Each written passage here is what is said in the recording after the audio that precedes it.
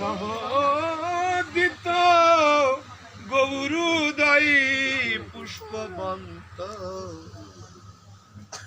চিত্র সন্দুত্তম নয় অজানুলম্বিত ভুজ পানকায় অবদার্তু সংকীর্তনৈক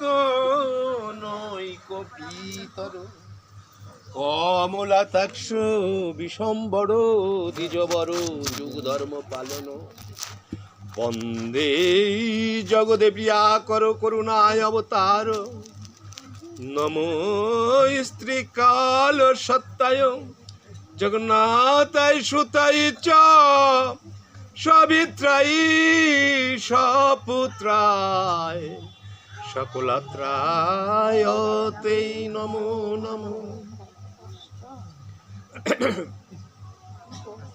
অনর্পিত চরিং চিরাত করুণায় অবতীর্ণ কলু সমার পয়ুতু মুন্নত উজ্জ্বল রসাং সভক্তি শ্রিয়াম হরিপুরুট সুন্দর দুতি কদম্ব সন্দেবিত সদা হৃদয় স্কন্দরে স্ফুত বা সচির নন্দন ঈশ্বর পরম কৃষ্ণ সচিতানন্দ বিগ্রহম অনাদিরাদি গোবিন্দ সর্বকারণে কারণম মুকং করতি বাচালং পঙ্গুং লঙ্ঘয়তে গ্রীম যদে কৃপাতমহন বন্দে পরমানন্দ মাধব যদ শ্রবণং যদ কীর্তনং যদি কানং যদু নন্দন যদু বর্ণং যদু কর্ণমচা লোকসায় সাধৌত আদি কল্মস্য তস্মৈ সুভদ্রায় শ্রবণে নমো নমো বরহ বিরাভিরমং মৃগমদন তিলকং কুণ্ডলাক্রান্তং কঞ্জাক্ষং কুম্ভকণ্ঠং স্মৃতং সুভগমুখম সধরে ন্যস্ত বেনু শ্যামং শান্তনং ত্রিভঙ্গং রবিকরং বসনং ভূষিতং বৈজয়ন্তা বন্দে বৃন্দাবনস্থং যুবতী শতবৃতাম ব্রহ্মগোপাল বেশম হা কৃষ্ণ করুণা সিন্ধু দীনবন্ধু জগৎপতে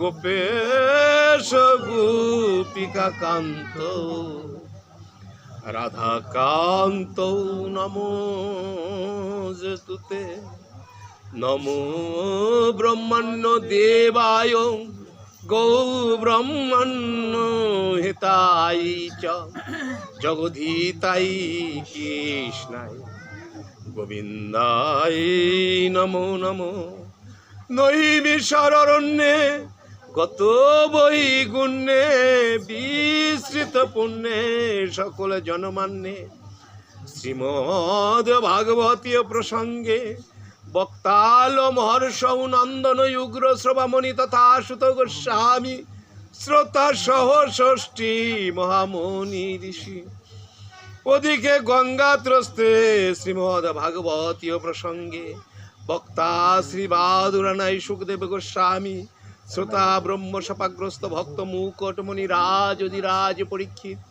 ওম নমো ভগবতে বাসুদেবায় নমো ওম নমো ভগবতে বাসুদেবায় নমো ওম নমো ভগবতে বাসুদেবায় নমো জয় জয় শ্রীমদ ভগবত প্রেমানন্দে জয় জয় শ্রীমদ ভগবত প্রেমানন্দে জয় জয় শ্রীমদ ভগবত প্রেমানন্দে জয় রূপ সনাতন ভট্ট রঘুনাথ শ্রীজীবী গোপাল ভট্ট দাস রঘুনাথ এই ছয় গোসাই যবে ব্রজে করলেন বাস, রাধা কৃষ্ণের নিত্য লীলা করিলেন প্রকাশ। এই ছয় গোসাই যবে মোরে কর দয়া, চরণে শরণ নিলেম দেন দেহ পদ ছায়া। ঠাকুরেরও ঠাকুর আমার বৈষ্ণব গোসাই, কলির ভাব তরাইতে আর কেউ নাই। ঠাকুরেরও ঠাকুর আমার বৈষ্ণব গোসাই, কলির ভাব তরাইতে আর কেহ নাই। হরে কৃষ্ণ হরে কৃষ্ণ কৃষ্ণ কৃষ্ণ হরে হরে, হরে রাম হরে রাম রাম রাম হরে হরে। সপ্তম অধ্যায় বিদুরের প্রশ্ন। শ্রী শুক বাচ এবং ব্রহ্মমানং মিত্রায়ং দৈপায়ন সুত বুধ প্রণয়ন্নি ভাবয়ত বিদুর প্রতাপ ভাষ্যয়তে। শ্রী শুকদেব বলিলেন, মিত্রয় মুনির ওই সব কথা শুনে ব্যাসনন্দন মহা প্রজ্ঞা বিদুরের নিজ বাক্য মাধুর্যে তাকে প্রসন্ন করে বলতে লাগলেন। বিদুর জিজ্ঞাসা করলেন,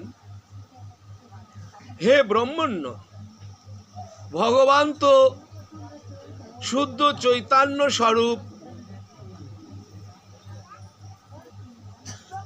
নির্বিকার ও নির্গুণ, লীলাচ্ছন্ন। তার মধ্যে গুণ বর্তা ও ক্রিয়াশীলতা কি করে হতে পারে? বালকদের মধ্যে তো কামনা এবং অপরের সাথে খেলা করার ইচ্ছা থাকে, তাই তারা খেলার জন্য যত্নবান হয়। কিন্তু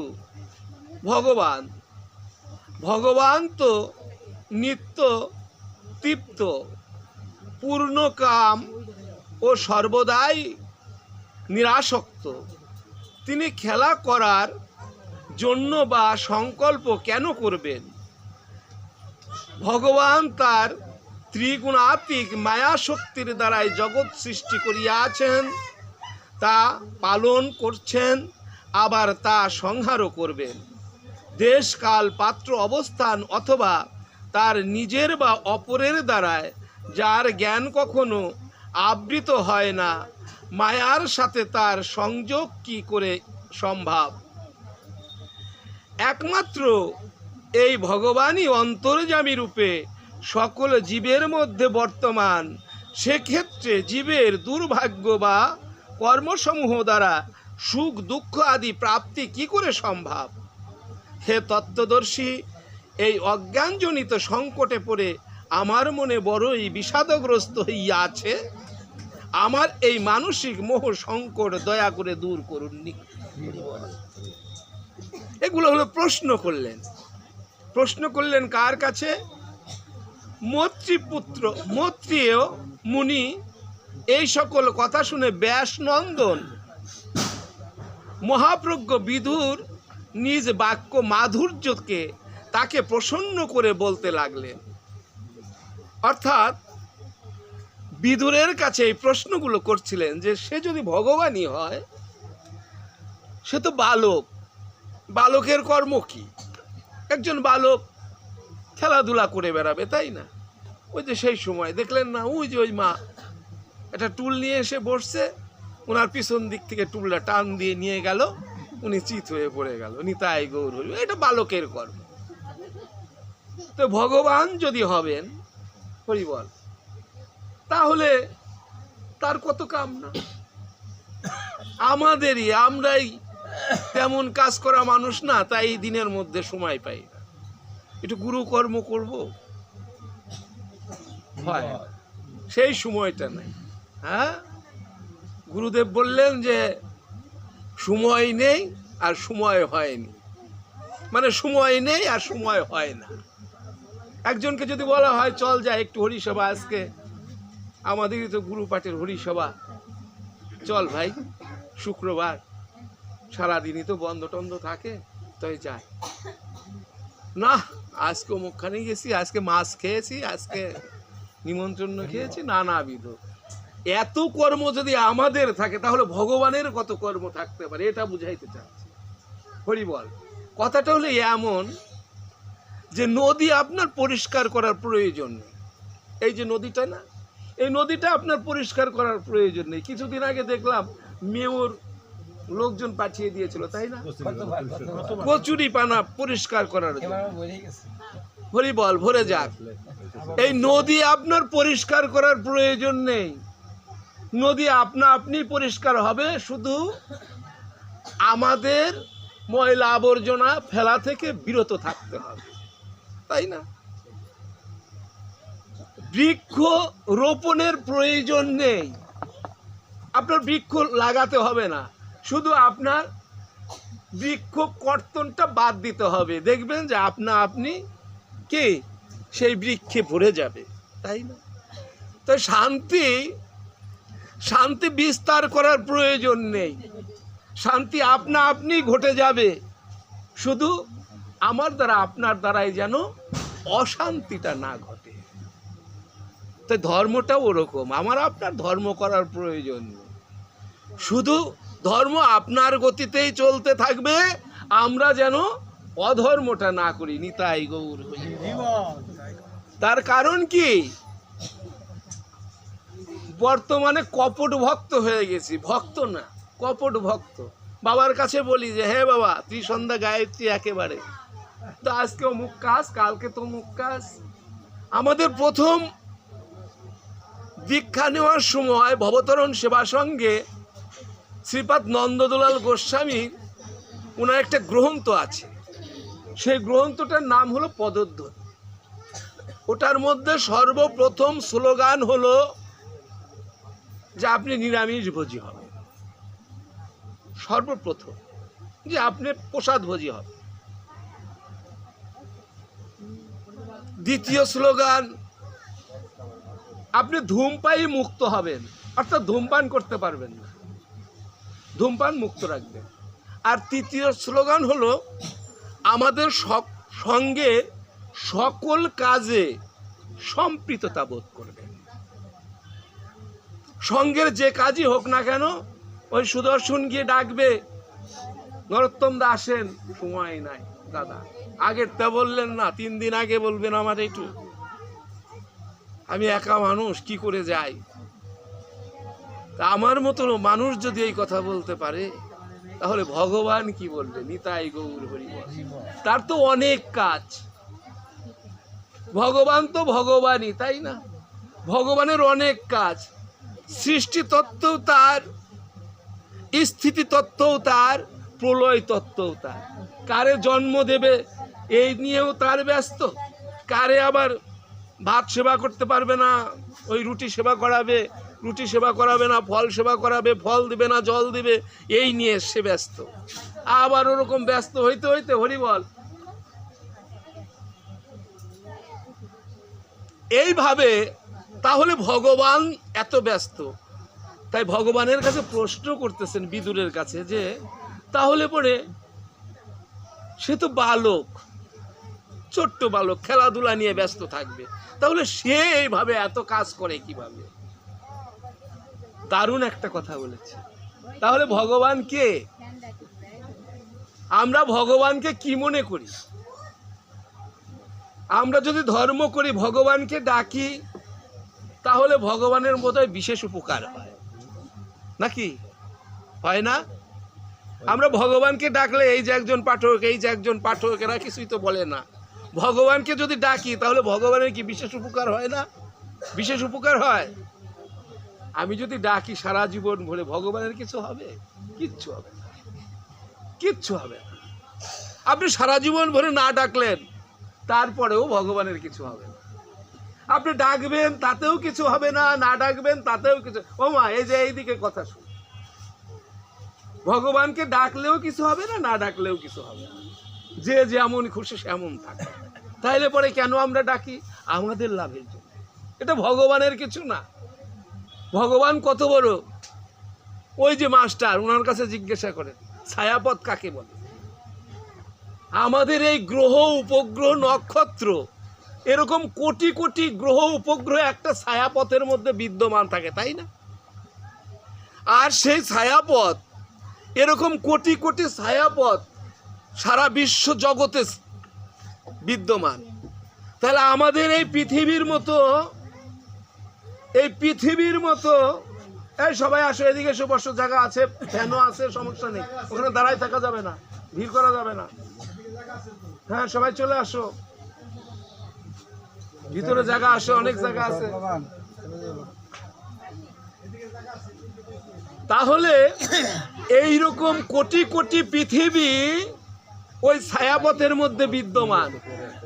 তাহলে আমরা যে পৃথিবীর মধ্যে বাস করছি, আজকে কিছু কথা শোনেন, জীবন ভরেই তো খালি পাঠ করে যাই, আলোচনা করে, আজকে একটু অন্য রকমের আলোচনা আপনারা বুঝতে পারবেন। খালি মনের মধ্যে গেঁথে নিয়ে যান। কারণ হলো কি, ভগবান কিন্তু মুখের কথার চেয়ে মনের কথা বেশি বোঝে। আপনি মুখে কি বলছেন ওইটা ভগবান ওরকম বুঝছে না, আপনার মন যে কাঁদছে ভগবানের প্রতি, ওইটা ভগবান ভালো বুঝবে। হ্যাঁ, এই জন্য ভগবান বলছেন যে যা খুশি তাই করো রে মন, পিছের কথা রেখো স্মরণ বরাবরই। তুমি যাই বলো না কেন, তুমি পিছনের কথাটা মনে রেখো। মানে কি, একদিন সমন আসবে। একবার এক স্টেটারে দেখেছিলাম, সে বলল যে শ্মশান ভূমিতে লেখা আছে, মানে ওয়ালে লেখা, যে সারা জনম ভরে যে কর্ম করেছি সেই কর্মের ফলে আমি এই শ্মশান ভূমিতে আসতে পেরেছি। মানে কি, আমার সারা জীবনের কর্ম দিয়ে এখানে আসা। হ্যাঁ, তাইলে এই কথাটা মনে রাখতে হবে যে একদিন চলে যাব। তাহলে ভগবানকে যদি আমরা ডাকি তাতেও ভগবানের কিছু হবে না, আর যদি না ডাকি তাতেও কিছু হবে না। কেন ডাকি? এটা আমাদের উপকারের জন্য। আপনি যখন ভগবানের কথা মনে রাখবেন, তখন আপনার চিত্ত দর্পণ মার্জন ভবয়গ্নি নির্বাপম, অর্থাৎ আপনার এই হৃদয়খানা পরিষ্কার হয়ে যাবে। ভগবানের কথা যখনই আপনি মনে করবেন, তখন আপনি পাপ করতে পারবেন না। হ্যাঁ, ভগবানের কথা যখন আপনি করবেন, তখন অস্পৃশ্য কিছু সেবা করতে পারবেন না। তখন মনে করবেন, মনে মনে ভাববেন যে এটা সেবা করা যাবে না। তার কারণ পৃথিবীর কেউ না দেখলেও একজন দেখছে, তাই না? সে কেমন দেখলো? 3-4 বছর আগে এই বাড়িতেই পাঠ করার সময় এই প্যারাটা বলেছিলাম যে গুরুদেব পাঠিয়েছে, গুরুর কাছে মন্ত্র নিতে গেছে 2 শিষ্য। এখন 2 শিষ্য গেলে পরে গুরুদেব বলেছে কি, তোরা তো মন্ত্র নিবি, আগেকার দিনে এরকম ছিল, আর এখন তো লাইন ধরায় মন্ত্র দেয়। এখন আপনার মন্ত্র একজনের গার সাথে আরেকজন হাত দিয়ে দিয়ে দাঁড়াবেন, মাইকে মন্ত্র বলে দিবে, এটা জপ করার তালে থাকেন গিয়ে। আর আগে হলো কানে কানে বলতো হরি বল। গুরুদেব এসে বসে আগে নিজে মন্ত্রপুত হয়ে শক্তি সঞ্চারিত করে তারপরে কানে মন্ত্র দিত, বীজ দিত, এবং সেই বীজ অঙ্কুরোজ্জম হতো। আর এখন বীজ হরি বল শুনেছি, শুনে চলে আসলাম বাড়ি, আর কোনো খবর নেই। যাকগে, সে খবর হোক না হোক সেটার প্রয়োজন নেই। 2 শিষ্য এখন মন্ত্র নিতে গেলেই তো মন্ত্র দেয় না। বেশ দিন, অনেক দিন গুরুর শরণাপন্ন হয়েছেন, হওয়ার পর মন্ত্র দিচ্ছেন না। তো হঠাৎ করে বললো কি, এই শোন, একদিন গিয়ে বলছে যে আজকে আর ছাড়বো না, আজকে মন্ত্র আমাদের দিতেই হবে। তো বলছে যে 2 জনকে তো দেওয়া যাবে না, যে কোনো একজনকে দিতে হবে। 2 জনকে এককে চোটে দেওয়া যাবে না, একজনকে দিতে হবে। এটা কি মন্ত্র যে একজনকে দিয়ে তুই আমি চলে যাব? যেরকম হরিবল লোকনাথ গোস্বামী পাদ, তিনি মনে মনে মনস্থ করেছিলেন যে আমি কোনোদিন কাউকে মন্ত্র দেব না। আমরা কিন্তু সেই সিরিজ, সেই লোকনাথ গোসাই, এটা কিন্তু ঠাকুর পরিবারে, অর্থাৎ নরোত্তম ঠাকুরের গুরুদেব লোকনাথ গোস্বামী মহারাজ। আমরা কিন্তু সেই যাই হোক, তিনিও মনে মনে এরকম মনস্থ করছিলেন যে আমি কাউকে মন্ত্র দিব না। কিন্তু নরোত্তম এমনভাবেই তাকে সন্তুষ্ট করিয়ে ফেললেন যে মন্ত্র না দিয়েও পারলেন, দিতে হলো, বাধ্য হলেন। এরকম শিষ্য পেলে দিতে হয়। তাই দুইজন শিষ্য তো বলছে কি যে একজনকে দেব আর একজনকে দেব না। তো যে পাবি, কে পাবি জানি না, তবে ওই যে লাউ গাছ দেখা যায় ওই লাউ দুটো কেটে নিয়ে যা, নিয়ে গিয়ে ওটাকে আমানি করে আন। আমানি মানে কি, ওর মান, ওকে বানিয়ে নিয়ে আয়। তো এখন দুজনকে দুটো চাকু দিয়ে দিয়েছে আর দুটো ওই লাউ কেটে নিয়ে ওরা চলে গেছে। তবে শোন শোন, আমানিটা করবি, কেউ যেন দেখে না, কেউ যেন শোনে না, কেউ যেন বোঝে না, এমন জায়গায় গিয়ে করতে হবে। তো এই কথা যখন দুই শিষ্যকে বলে দিলেন, দুই শিষ্য দুই দিকে চলে গেলেন, একজন উত্তরে একজন দক্ষিণে। একজন গিয়ে হরিবল গিয়ে টালুমালু করছে, দেখছে যে ওইটা কার বাড়ি, ও এটা কালীপদ দা, ওই কালীপদ বণিক কালীপদর বাড়ি। যাক, আজকে তো লোকজন নেই, এই বাড়ির পাশে দাঁড়িয়ে এটাকে একটু আমানি করে নিয়ে চলে যায়। আর যিনি দক্ষিণে গেছেন তিনি কি করলেন, তিনি শুধু যাচ্ছেন, এক বাড়ির মধ্যে গেলেন, যে চিন্তা করলেন যে এই বাড়িতে তো লোকজন দেখছি না, তো এখানে আমানি করি, মানে ওকে বানায় নিয়ে আসি, কেটে নিয়ে আসি। তো যখন ওটাকে বানাইতে গেলেন, মনে মনে চিন্তা করলেন, আরে এখানে বানাবো, যদি কেউ দেখে ফেলে, পাখি পুখি কিছুতে দেখে ফেলে, না না না, এখানে বানানো যাবে না, যাই আমি পাহাড়ে চলে যাই। চলে গেল পাহাড়ে। পাহাড়ে গিয়ে গুহার মধ্যে গেছেন, গুহার মধ্যে অন্ধকার, মনে করলেন এখানে কেউ দেখবে না, এখানে বানাই। যাই হোক, আমি খুব শর্টে বলছি, তার কারণ আরো অনেক কথা আছে, তো এই জন্য খুব তাড়াতাড়ি ছোট ছোট করে বলে যাচ্ছি। এখন এইভাবে এক এক করতে করতে গুহার মধ্যে ঢুকে দেখলেন যে মাকড়সায় জাল বানিয়েছে। চিন্তা করলেন, আরে আমি না দেখলাম, মাকড়সায় তো দেখছে, না এটা হবে না, এখানে আমানি করা যাবে না। তিনি জঙ্গলেও গিয়ে করতে পারলেন না, গুহার মধ্যে গিয়েও করতে পারলেন না, পাহাড়ের মধ্যেও, ঘরে, যেখানেই যান না কেন, যেতে যেতে শেষ পর্যন্ত তার মনের মধ্যে একটা কথা বলছে যে আরে পৃথিবীর আর কেউ না দেখলো, আমি তো দেখছি, আমাকে আমি তো ফাঁকি দিতে পারছি না, এই বিশ্ব সংসারে আমি আমাকে ফাঁকি দিতে পারবো না, তাই না? ভগবানকে ফাঁকি দেওয়া খুব সহজ। ভগবান গুরুদেব ভগবানের কথা বলেছেন বার্তাবাহক হয়ে। এখন ভগবান যাই বলুক না কেন, গুরুদেব সেই কথাই আমাকে বলেছে। কেননা বললেন, কলির জীবের নিস্তার লাগি নন্দ সুত হরি, ভুবনে প্রকাশ হলেন গুরুরূপ ধরি। আমি বাবাকে এই কথাটা বলেছিলাম, বাবা আমাকে জড়িয়ে ধরেছিল, বলেছিল, বাবা রে এই কথাটা আমাকে তুই বলিস না। আমি, কেন বাবা? বলেছিল, ভগবানের দাড়ি মোছ হয় না।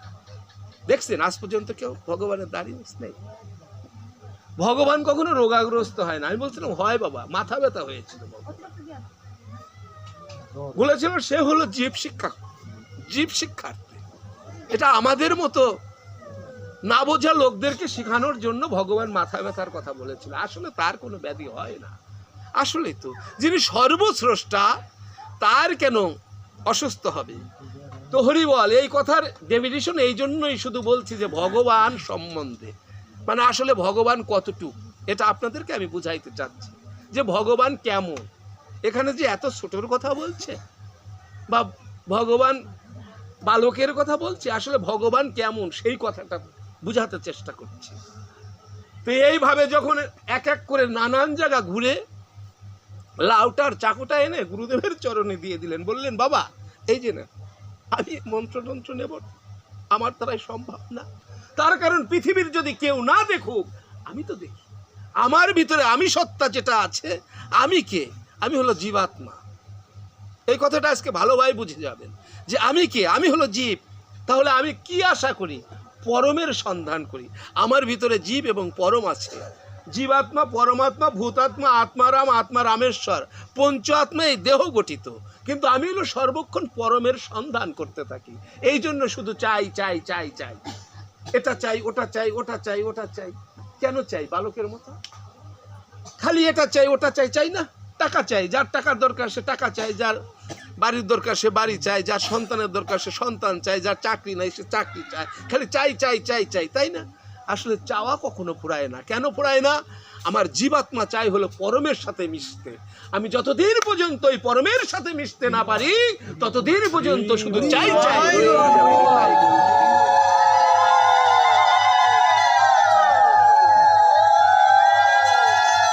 আজ বলছেন যে বাবা আমার দ্বারাই হলো না, ওকেই মন্ত্র, ওই মহাকেই মন্ত্র দিয়ে দেন, আমার দ্বারাই হবে না। তার কারণ আমার মধ্যে আমি বিদ্যমান আছি, আমি দেখছি, ওটাকে আমি আমানি করতে পারলাম না। আমি যেখানেই গেলাম সেখানেই দেখলাম ঈশ্বর পরম কৃষ্ণ সচিতানন্দ বিগ্রহ অনাদিরাদি গোবিন্দ সর্বকারণের কারণ। সর্বকারণের কারণ তুমি প্রভু, সব জায়গায় তুমি বিদ্যমান, সর্বং খরিদং ব্রহ্ম, সর্বঘটে পটে তুমি বিদ্যমান হয়ে আছো। আমি তো কোথাও তোমাকে ছাড়া দেখলাম না। আর সেখানে গিয়ে যে আমানি করে আনবো আমার দ্বারাই সম্ভব না। এই নাও তোমার লাউ, আর এই নাও তোমার চাকু। এদিকে ওই যারা শিষ্য, ওই শিষ্য তাড়াতাড়ি ওই লাউটা বানিয়ে নিয়ে গুরুর সন্নিকটে আনলো। এনে যখন এহনো কথা শ্রবণ করলেন তখন বললেন কি বাবা আমার আর প্রয়োজন নেই, ওকেই মন্ত্র দেন।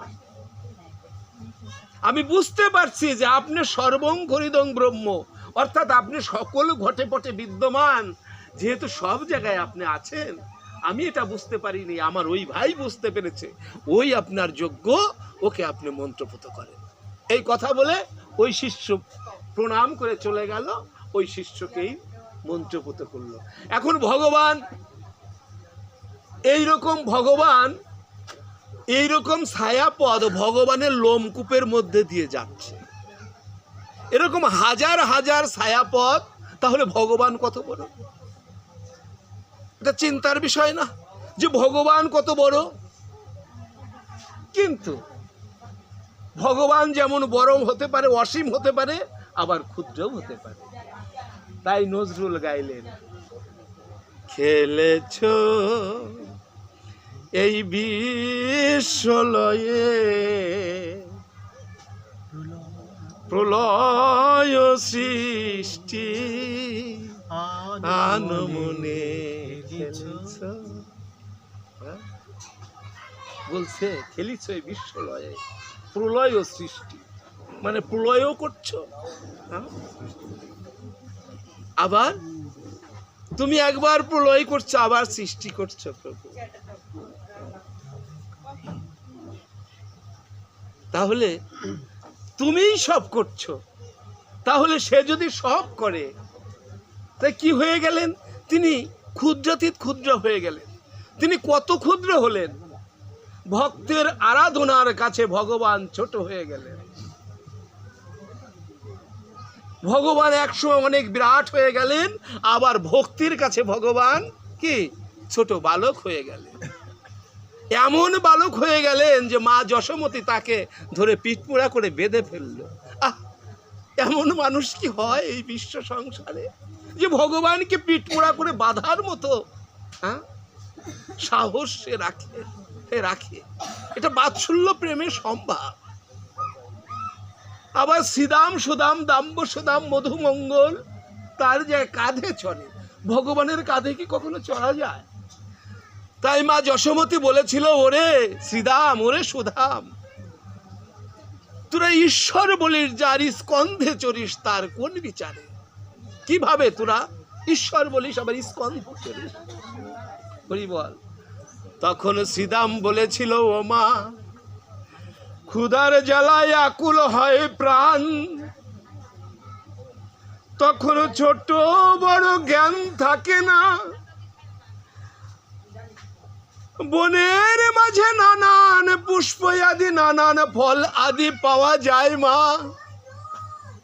আমরা জানি যদি আমরা মরে যাই তাহলে গোপাল আমাদেরকে বাঁচাতে পারবে, কিন্তু আমাদের গোপালে যদি মরে যায় তাহলে আমরা গোপালকে বাঁচাতে পারবো না মা। তাই কি করি জানো?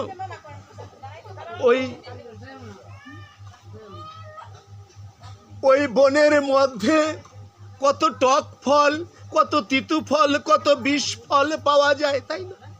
নানান রকমের বৃক্ষ আদি, নানান রকমের ফল। তাই তাই বলছে যে যদি বিষ ফল খেয়ে আমরা মরে যাই তাহলে গোপাল আমাদেরকে বাঁচাতে পারবে, কিন্তু গোপাল যদি মরে যায় আমরা বাঁচাতে পারবো না। তাই কি করে জানো মা? হরি বল। তাই ওই ফলগুলো আহরণ করে নিয়ে এসে আমরা আগে সেবা করে দেখি, সেবা করি, এবং সেবা করার পর যেটা দেখি সুমিষ্টি সেটা গোপালের অধরে পৌঁছে দিই। আহ হরি বল, কেমন কথা! এই জন্য আমরা গোপালকে এঁঠো দিই। আসলে আমরা গোপালকে কখনো এঁঠো দিতে চাই না।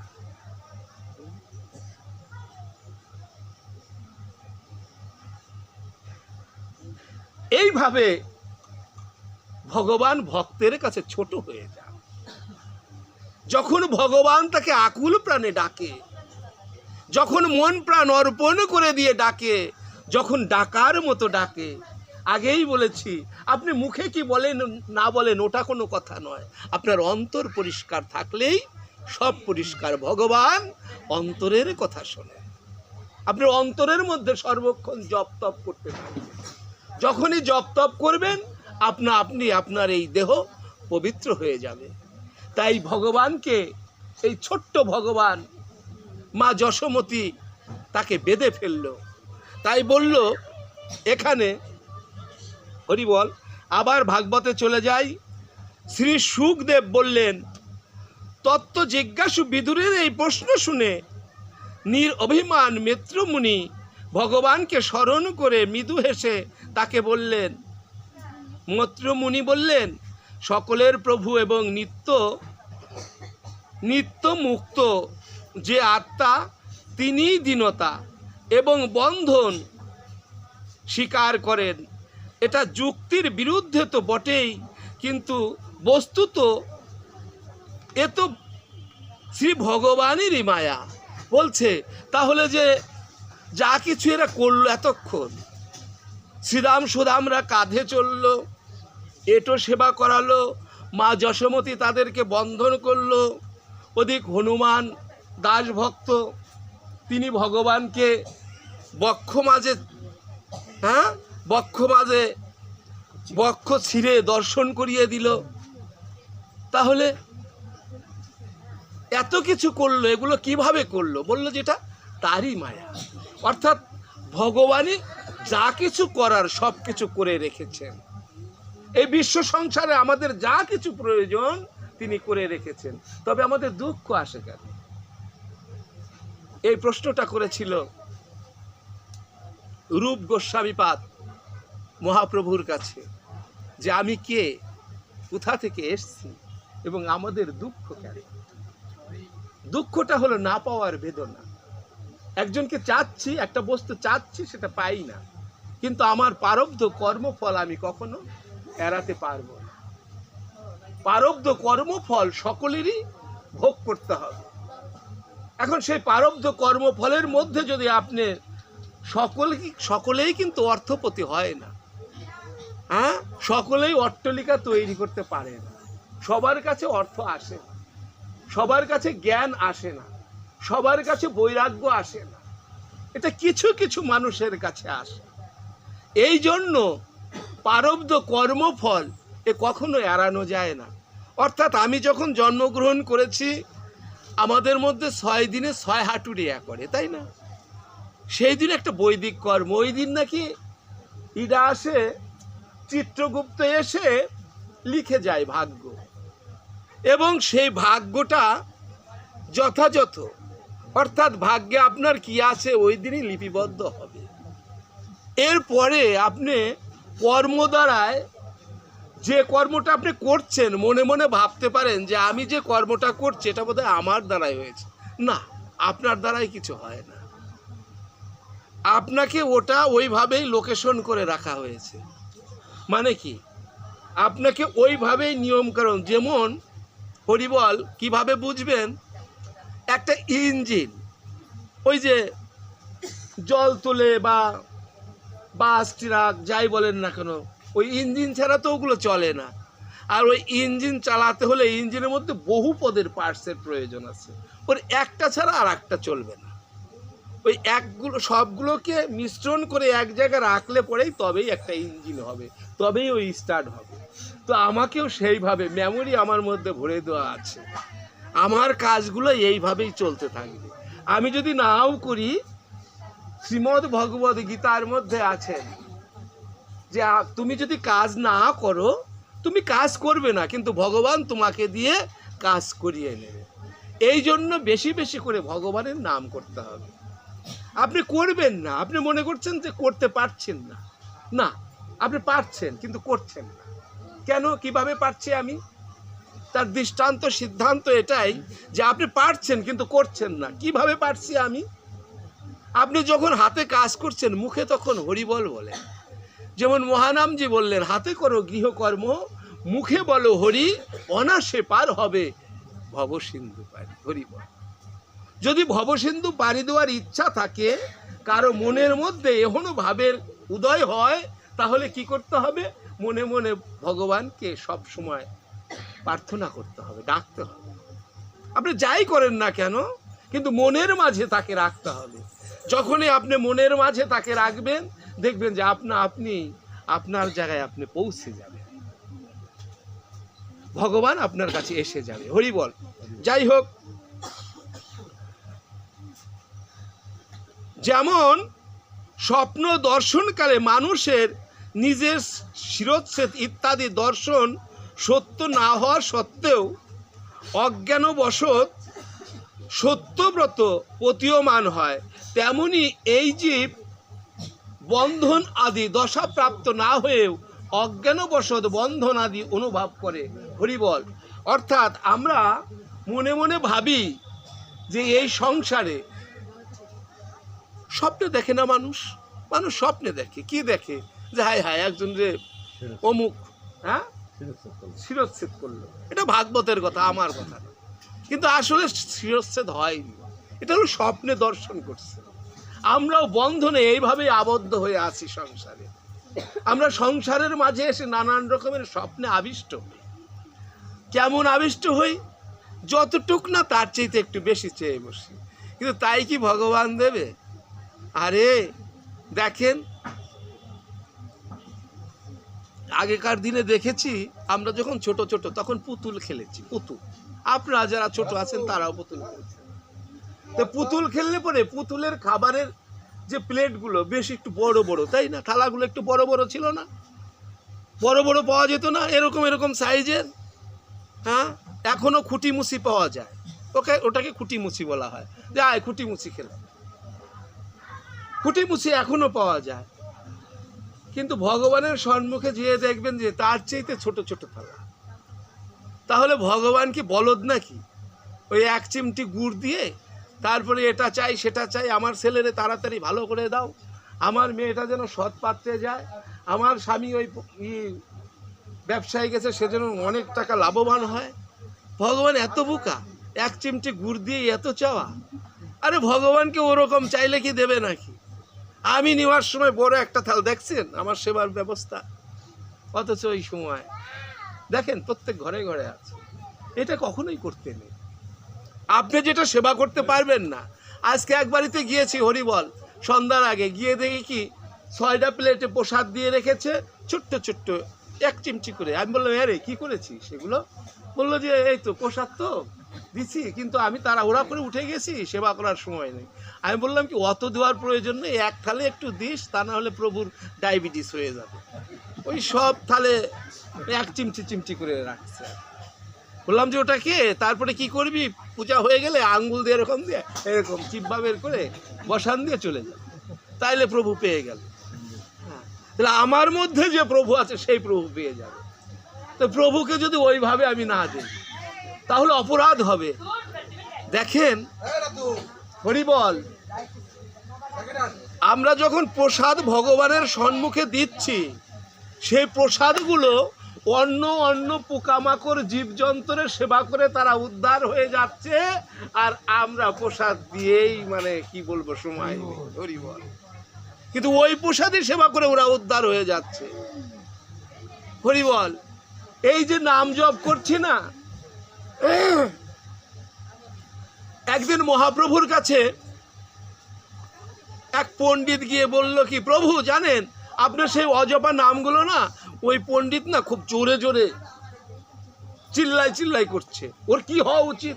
এরকম কিছু লোকজন আছে, দেখবেন যে ওই সব সময় ভুল ধরার জন্য দাঁড়িয়ে থাকে, কিছু না কিছু ভুল ধরবে, এই এটা করো না, ওটা করো না, এটা এদিকে যেও না, ওটা ওদিকে যেও না, মানে একটা বিতর্কিত ভাব। কিন্তু ভগবান বলে না এই যে তুমি ওইটা করো না, ওইটা করো না, আপনি যেভাবে পারেন সেইভাবেই করবেন। আপনি ভগবান পাবেন না এমন কোনো কথা নেই। আর ওই মাঝে সূর্য পূজা শুনে এসে ভগবান ধরে নিয়ে আসছে এরকম কোনো কথা নেই। ভগবান সবাই অধিকারী। তাই বললো যে যতাম্মাং প্রবদন্তে তাংস্ততৈব ভজমহম বতান্তে বতান্তু নয় মানুষ্যই প্রাত্যস্য। আমাকে যে যেভাবে ভজন করবে আমি সেইভাবেই তাকে নৈকুট্য দান করে থাকবো। নিতাই গৌর হরি বল। তাহলে ভগবানকে অমুক ভাবে ডাকা যাবে না, তমুক ভাবে ডাকা যাবে না এমন কোনো কথা নেই। আপনি যেভাবে পারেন সেইভাবে ভগবানকে ডাকেন। ভগবানকে ডাকলেই কি করবে? ভগবান চলে আসবে। ভগবানকে ডাকলেই চলে আসবে। নতুন কথা নাকি? এটা খুব পুরানো কথা, এতদিন ধরে শুনেছেন, কিন্তু আজকে একটু নতুন করে শুনে যান যে ভগবানকে ডাক দিলেই ভগবান চলে আসে। এখন রিপন বলতে পারে যে কি কয় দাদা, ভগবান আসে না? হ্যাঁ কি রে ভাই, ভগবানকে ডাকলেই চলে আসে, এ কথা বিশ্বাস হয় না আপনাদের? হয় হয়। বিশ্বাসটা কিভাবে যে ভগবানকে ডাকলেই চলে আসে? কিন্তু ভগবানকে আস্বাদন করতে হবে। ভগবান আসে বটে, কিন্তু আমার মধ্যে যে আস্বাদনীয়তা নেই, এই জন্য আমি ভগবানকে চিনি না। নিতাই গৌর। বুঝাইতে পেরেছি কথাটা? যে আমার মধ্যে আস্বাদনীয়তা নেই, ভগবানকে যে আস্বাদন করব সেই ক্ষমতাটা আমার মধ্যে নেই, তাই ভগবানকে দেখেও চিনতে পারি না। হরি বল। এক লোক করেছে কি, গুরুর মুখে শ্রবণ করেছে যে পরশ পাথর আছে, তো গুরুর কথা তো মিথ্যা হতে পারে না। গুরু কি করে? ভাগবত পাঠ করেন, তিনি সদা সর্বক্ষণ সত্য কথা বলেন। যারা আলোচনা আদি করেন তাদেরও সবসময় একটু মানে পবিত্রতার মধ্যে থাকতে হয়। সবচেয়ে বড় পবিত্র হলো বাক্য শুদ্ধি রাখতে হয়, সত্য কথা বলতে হয়। আপনি মরে যাচ্ছেন তবু সত্য কথাটা বলে যান, আপনার খুব কষ্ট হচ্ছে তবু সত্য কথাটা বলে যান। দেখবেন ওই সত্যই এক সময় আপনাকে এমন ভাবে অভ্যস্ত করে ফেলবে, আর আপনার মুখে মিথ্যা কথা বের হবে না। তাহলে কোন কথাটা বলতেছিলাম? যে গুরুদেব, তাই না? গুরুদেব কি বলল? সদা সত্য কথা বল। তো কথাটা হঠাৎ করে এই হয়ে গেল। ভগবান যে আসেন, ভগবান যে সত্যি সত্যি, তাকে যে আস্বাদন করা যায়, তাকে আস্বাদন করতে পারে নাই কে? শিশুপাল করতে পারে না। ভগবানকে পেয়েছে, ডেকেছে, এসেছে। কংস ভগবানকে পেয়েছে, ডেকেছে, পেয়েছে। তো এখন গুরুদেব যখন বলে দিল যে যাও, পরশ পাথর পাওয়া যায়। কি পরশ পাথর? সেটা কি? আরে একটা পাথর, সেই পাথরটা কি? লোহার সঙ্গে ঘষা দেওয়ার সঙ্গে সঙ্গে সেটা সোনা হয়ে যাবে। ওরে বাবা, তাহলে সারা জীবনের জন্য অনেক বড় বড় লোক হয়ে যাব। তাই তিনি কি করলেন? সোনার একটা শিকল মাজায় বাঁধলেন, বেঁধে নিয়ে এখন ঘুরছেন। হরিবল। গুরুদেব তো মিথ্যা কথা বলেন না, তিনি সত্য কথা বলেন। তাই এরকম করে ঘষা দিয়ে দেখে, আগে দেখে পাথরটা, দেখে এবার ঘষা দিয়ে আবার দেখলো, আবার ছুঁড়ে ফেলে দিল, অর্থাৎ শোনা তো হয়নি। এরকম প্রতিদিন 100, 150, 200, 300 পাথরও সে ওরকম ঘষা দিয়ে দেখে, ছুঁড়ে ফেলে দেয়, দেখে, ঘষা দেয়, ছুঁড়ে ফেলে দেয়। এইভাবে দিতে দিতে এক সময় সে অভ্যাসে অভ্যস্ত হয়ে গেল, তার অভ্যাসে অভ্যস্ত হয়ে গেছে। এখন সে কি করে? এখন সে এরকম ওই শিকলে ঘষা দেয় আর দেখে না, ছুঁড়ে ফেলে দেয়। অভ্যাসে অভ্যস্ত হয়ে গেছে, এখন আর দেখে না। 1 বৎসর পর গুরুদেবের সম্মুখে এইবার খুব রেগে বেগে গিয়েছে যে বাবা খুবই তো বলেছিলেন, শোনা তো হলো না। হ্যাঁ, গুরুদেবের কাছে গিয়ে বলছেন, হরি বল। গুরুদেব বলছে, কি রে, কি বলিস তুই? যে আপনি তো বলেছিলেন আপনার কথা তো সদা সর্বক্ষণ সত্য হয়, কিন্তু এটা সত্য হলো না কেন রে, কি হয়েছে? এই দেখেন, এই দেখেন, হ্যাঁ শিকলটা দেখাচ্ছে, এই দেখেন, এই দেখেন, আমি 1 বৎসর যাবৎ ঘটছি, কিন্তু শোনা হলো না। এখন গুরুদেব বলছে, আরে তুই একটু ভালো করে দেখ। এখন ও এইবার খুলে একটু ভালো করে দেখছে, দেখে কি সত্যি সত্যি শোনা হয়ে গেছে। তখন গুরুর চরণে ওটাকে রেখে বলল কি, বাবা পরশ পাথর এসেছিল বটে, কিন্তু আমি আস্বাদন করতে পারি না। পরশ পাথর আছে বটে, এসেছিল বটে, কিন্তু অভ্যাসে অভ্যস্ত হয়ে সেই পরশ পাথরকেও আমি ছুঁড়ে ফেলে দিয়েছি। বাবা পরশ পাথর এসেছিল, নিতাই গৌর। তদ্রূপ ভগবান আমাদের সম্মুখে আসে বটে, ভগবান আসে, ডাকলেই ভগবান চলে আসবে, কিন্তু আস্বাদন করতে পারি না, তাকে চিনতে পারি না বিধায় সে কি করে, আবার তার গন্তব্যে সে পৌঁছিয়ে যায়, সে চলে যায়। ভগবানকে আমরা আস্বাদন করতে পারি না। এই জন্য আগে ভিতরে আস্বাদনীয়তা আনতে হবে। কিভাবে আনবো? মুহুমুহু নাম করতে হবে। যদি মুহুমুহু বেশি বেশি নাম করতে পারি, তাহলে ভগবান অবশ্যই অবশ্যই ভগবানের সেবা পূজন আমরা করতে পারবো। তাই গৌর হরি বল।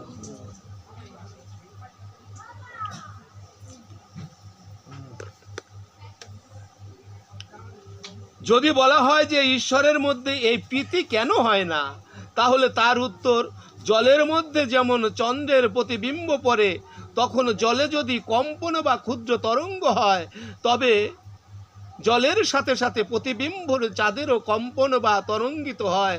কিন্তু আসলে তো আকাশস্থল প্রকৃত চন্দ্রের কোনো কম্পন বা তরঙ্গ হয় না। চন্দ্রের কম্পনের প্রীতি হয়, ঠিক সেই রকমও দেহ অভিমান জীবের মধ্যে দেহের মিথ্যা ধর্মের প্রীতিও হয়, পরম আর্থিক নয়। হরিবল বলছে কি দারুণ কথাগুলো। হ্যাঁ, এটা ভাগবত বলল, ভক্তিশাস্ত্র ভাগবত সার করো অবিরত। পৃথিবীতে অনেক গ্রন্থ আদি রচনা হয়েছে, তার মধ্যে সর্বশ্রেষ্ঠ গ্রন্থ বললেন ভাগবতকে। কেন বললেন? এটা হলো ভক্তি শাস্ত্র। এটা যদি আপনি শ্রবণ করেন, তাহলে আপনার ভক্তি অর্জিত হবে। দেখছেন কেমন কথা বলছেন, যে চন্দ্রের কিরণ, চন্দ্র যখন আকাশে থাকে, সেই চন্দ্রের প্রতিফলন অর্থাৎ তার ছবি জলের মধ্যে দেখা যায়। জল যখন কম্পন দিবেন, তখন ওই চাঁদও কম্পিত হয়, তাই না? কিন্তু চাঁদ কম্পিত হয় বটে, কিন্তু আকাশে তো স্থূলে থাকে চাঁদ। তাই বলেছে দেহ অভিমান জাত, অর্থাৎ কত সুন্দর কথা। ক্ষুদ্র তরঙ্গ হয় সেই জলের সাথে সাথে প্রতিবিম্ব, চন্দ্রও কম্পিত বা তরঙ্গিত হয়, কিন্তু আসলে তো আকাশস্থল প্রকৃত চন্দ্রের কোনো কম্পন বা তরঙ্গ হয় না। হ্যাঁ, কম্পন অর্থাৎ সেই চাঁদ কম্পিত হয় না। তাহলে কি চন্দ্রের কম্পিত প্রতীত হয়, ঠিক সেই রকম দেহ অভিমানী, অর্থাৎ কি আমরা যারা দেহের অভিমান নিয়ে আছি, দেহকে মনে করি যে আমি অমুক, আমি অতদিন বেঁচে থাকবো, হ্যাঁ এই দেশের আমি বিরাট কিছু, এরকম অনেকে অভিমানগ্রস্ত হয়। কিন্তু বলল কি যে মুসাফির যা, ফিরে যা ঘরে। অর্থাৎ তুমি এসেছো মুসাফির হয়ে, অর্থাৎ তুমি একজন সাধারণ মানুষ হয়ে এসেছো, আবার তুমি জাগা মতো তোমার চলে যেতে হবে। সময় যখন শেষ হয়ে যাবে, তখন তোমার চলে যেতে হবে। কত রতি মহারথী ছিল, তারাও চলে গিয়েছে, আমরাও চলে যাব। তাই আমাদের কালীপদদা, যিনি আমাদের সংগঠনের ঐক্যতার পিছনে অনেক কাজ করেছেন, তাকে স্মরণ না করলেই নয়। এই কালীপদদাকে যখন যেভাবে যেখান থেকে তাকে ডাকা যেত, আমাদের এই ভবতরণ সেবা সংঘের জন্য কালীপদদাকে যখনই যেভাবেই ডাকা যেত, সুদর্শনদা ডাকার সঙ্গে সঙ্গে সে আর না করে, আর কাউকে না পাওয়া গেলে তাকে পাওয়া যেত। কিন্তু সেই লোকটা যখন চলে গেল, সেই ব্যক্তিটা যখন চলে গেল, আমাদের একটু কষ্ট হলো। আমরা ধরেই রাখতে পারছি। মানে কি, যে সর্বক্ষণ হায়েল ধরে রাখতো, সেই হায়েল ধরার ব্যক্তিটা যখন হারিয়ে ফেললাম, তখন আমাদের হায়েলও একটু নড়াবড়া হয়ে গেল। আরও কিছু ব্যক্তি আজ আমাদের স্মরণ করতে হয়, আমাদের কৃষ্ণদা, সেও আমাদের সঙ্গের জন্য, হ্যাঁ, তাকেও ডাকলে পরে চলে যেত আমাদের সঙ্গে। তাই বলছে এখানে ভাগবত, এখানে বলছে দেহ অভিমান জীবের মধ্যে, দেহের মিথ্যা ধর্মের প্রতীত হয়, পরমার্থ আত্মাই নয়। অর্থাৎ আমরা যারা মনে করি যে খুব ধর্মভীরু, আমরা ধর্ম করছি, না, এটা ভুল হবে। তাই বললেন কি, নিষ্কামভাবে ধর্মাচরণ করলে ভগবত কৃপা প্রাপ্তি ভক্তির যোগ দ্বারা এই মিথ্যা প্রীতির ধীরে ধীরে নিবৃত্ত হয়ে যায়। তারপর যখন জীবের ইন্দ্রিয় গ্রাম বিষয় বাসনা থেকে নিবৃত্তি হয়ে পরমাত্মাকে নিশ্চলভাবে স্থিতি হয়, তখন বিমুখী বিক্ষেপ শান্ত হয়ে মন অন্তর্মুখী হয়ে ভাগবত পরায়ণ হয়। হরি বল। এখানে কথাগুলো বললেন যে ভাগবত, হরি বল,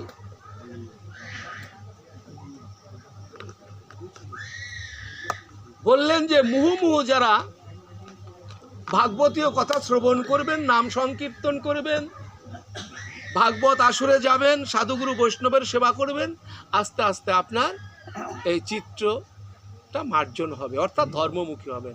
আর যখনই আপনি ধর্মমুখী হবেন, তখন আপনার পরিবারে শান্তি আসবে। আপনার পরিবারে শান্তি আসলে পরে ওই আস্তে আস্তে সকলেরই শান্তি বিদ্যমান হবে। তো যাই হোক, ভক্ত ভগবানের মিলন হলো। আজকের মতো এখানেই শ্রীমদ্ ভাগবতের বিশ্রাম প্রদান করলাম। কালীপদদা, তো কালীপদদা চলে গেছে। হে সাধুগুরু বৈষ্ণব, মোরে করুন দয়া, চরণে শরণ দিলাম ধ্যান পদ ছায়া। সেই দিবসটা হলো গতকাল গিয়েছে, তবে আজকে আগামীকাল গেছে না, গতকাল গিয়েছে, তাই তো বললাম, গতকাল গিয়েছে। তো আজকে, গতকালও তার জন্য প্রার্থনা হয়েছে বোধ হয়, আজকেও আমরা তার জন্য একটু প্রার্থনা করব। সেটা হলো কি, তার বিদেহী আত্মা যেখানে যে অবস্থাতেই থাকুক না কেন, আমরা একটা শ্লোক বলেছি শ্রীমদ্ ভগবদ গীতার, আর সেই শ্লোকটা বললে পরে এর একটা আর একটা অপশন আছে, যে যিনি গীতা পাঠ করেন, গীতা পাঠ করলে পরে কিছু না কিছু ফল লাভ হয়। তো কিছু না কিছু ফল লাভ হলে পরে ওই গীতার মধ্যে, হরি বল, যদি মাহাত্ম্য পাঠ না করা হয়, তাহলে সেই ফল আমরা পাব না। তাই হে সাধুগুরু বৈষ্ণব, যেহেতু আমরা একটা গীতার শ্লোক পাঠ করেছি, তো যেহেতু আমাদের একটু পূর্ণতা অর্জন হয়েছে, তাই আমরা যখনই মাহাত্ম্যটা পাঠ করব, মাহাত্ম্যটা পাঠ করলে পরেই আমাদের পূর্ণতাটা আমরা পেয়ে যাব। তো যাই হোক, আসেন আগে আমরা মাহাত্ম্যটা পাঠ করে তারপরে তার সম্বন্ধে আরেকটু বলে বিশ্রামে প্রদান করি।